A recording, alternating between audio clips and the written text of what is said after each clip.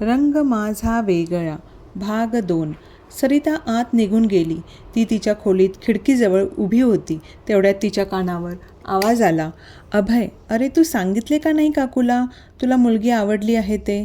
सागर, अरे तुला तर माहीतच आहे ना की माझा आईपुढे अजिबात चालत नाही. ती जे ठरवते तेच होतं आमच्या घरात. खरं तर आईला मुलगी पसंत नाही, ती सावळी आहे ना म्हणून. पण ती इतक्या मोठ्या पदावर काम करते, भरपूर पगार आहे तिला, आणि शिवाय ती हुंडासुद्धा मागणार आहे. आणि तिचं म्हणणं असं आहे की मुलगी सावळी आहे तर तिचे आईवडील आपण मागू तेवढा हुंडा देतील.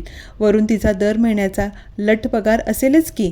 म्हणून आईने या मुलीला निवडलं आहे की रंग सावळा आहे, त्यामुळे आपण तिला आपल्या घरी आणून तिच्या आणि तिच्या घरच्यांवर उपकार करू, जेणेकरून आयुष्यभर ते आपल्या समोर डोकं वर करू शकणार नाही, अभयने सांगितले. अभ्या, ह्या क्षणी मला स्वतःचा राग आणि तुझी लाज वाटते. तू माझा मित्र आहेस म्हणून लाज, आणि मी तुझ्यासोबत इथे आलो यासाठी स्वतःचा राग. यापुढे ऐकून घेण्याची सरिताची मनस्थिती नव्हती. ती तशीच रागाने फणकारत बाहेरच्या खोलीत गेली. तिथे गेल्यावर तिच्या कानावर जे पडलं त्यामुळे ती अजून संतापली.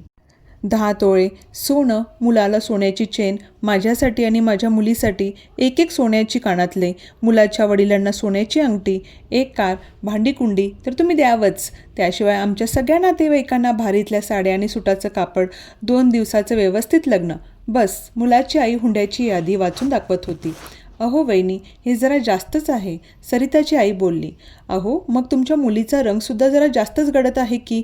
आता तिला आम्ही खपून घेतोयच ना, वरून आमची पुढची पिढीसुद्धा आम्ही पणाला लावतोय. पुढे मुलाने जर आईचा रंग घेतला तर? मुलाची आई तोऱ्यात बोलली. बास झाली तुमची नाटकं.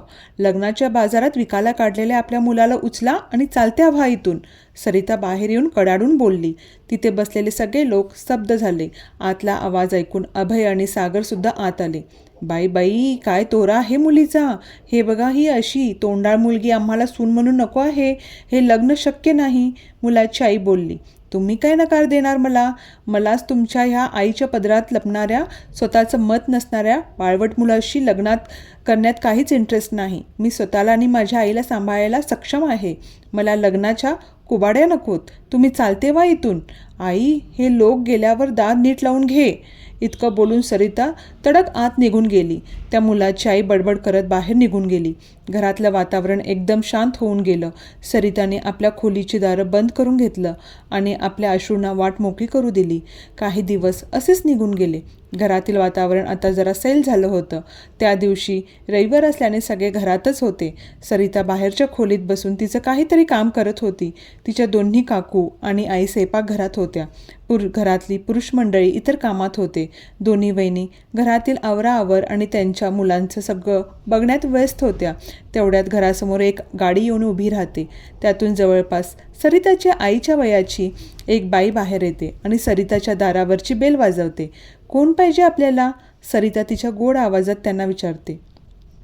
त्या बाई सरिताच्या मोठ्या बोलक्या डोळ्यांकडे बघत असतात.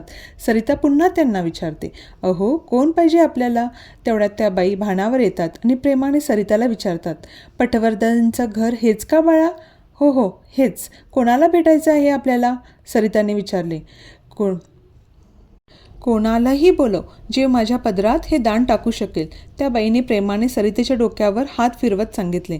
सरिता काही बोलणार तेवढ्यात सरिताचे बाबा बाहेर आले आणि त्यांनी सरिताला विचारलं, अगं सरू, कोणाशी बोलते? कोण आहे बाहेर? बाबा, ते मला माहीत नाही, सरिताने अडखळतच उत्तर दिलं. तेवढ्यात मागून एक रुबाबदार, उंच, गोरापार देखणा मुलगा येऊन त्या बाईच्या जवळ येऊन उभा राहिला. नमस्कार, हा माझा मुलगा सागर. आम्ही आत येऊ का? त्या बाई गोड आवाजात बोलल्या. हो, या ना, सरिताचे बाबा बोलले आणि त्यांना घेऊन आत आले. तेवढ्यात सरिताचे मोठे काका पण बाहेर आले. सागरला बघून बोलले, तुम्ही त्या दिवशी ते? सागरने त्यांना मध्येच अडवले आणि बोलला, हो, तो त्याच दिवशी अभयसोबत मी आलो होतो, तेव्हा माझा अर्धाच परिचय झाला. तो मी आज पूर्ण करून देतो. मी मेजर सागर बापट आणि माझी ही आई सुनंदा बापट. माझे वडील कर्नल श्री सुरेश बापट देशासाठी शहीद झाले. पुढचं मी सांगते. मला माझ्या सागरसाठी तुमची मुलगी सरिता खूप आवडली आहे. मला तुमची मुलगी द्याल का? सरिता हे ऐकून एकदमच चकित झाली. तिने स्वतःला सावरलं आणि बोलली, "एक मिनिट, त्या दिवशी तुमच्या मित्राला मी जे सांगितले ते तुम्हाला पण सांगू इच्छिते. मला कुणाचीही दयेची गरज नाही, माझ्यावर उपकार करायची गरज नाही." नकळत सरिताच्या डोळ्यात पाणी आलं. ती उठून आत जाण्यासाठी वळली. तेवढ्यात सागरने तिला अडवले. भाग कसा वाटला नक्की कळवा.